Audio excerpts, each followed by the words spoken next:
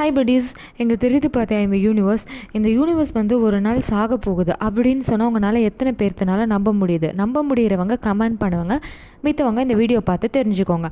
இதோ இங்கே தெரியுது பார்த்தியா இந்த எர்த், அதுவும் அந்த பிளாக் ஹோல்குள்ளே நம்ம எர்த் வந்து சுற்றி சுற்றி சுற்றி கிட்டத்தட்ட வந்து 3.9 பில்லியன் இயர்ஸ்க்கு அப்புறம் அது உள்ளே போய் அந்த பிளாக் ஹோல்குள்ளே விழுந்துரும்னு சொல்கிறாங்க. ஸோ இது சயின்டிஃபிக்கலி அதோட பிளாக் ஹோல் படி அது அதுக்குள்ளே விழுகுதோ அது வந்து அது க்ரஷ் பண்ணிடும்னு சொல்கிறாங்க. ஸோ இது நடக்கிறதுக்கு 3.9 பில்லியன் இயர்ஸ் இருக்கனால ஸோ இதோட ப்ராசஸ் வந்து அது வரைக்கும் கண்டினியூ ஆகிட்ருக்கும்.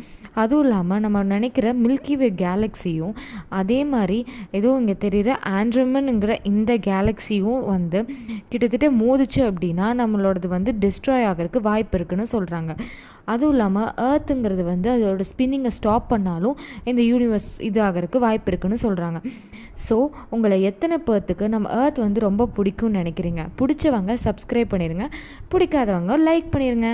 பாய்.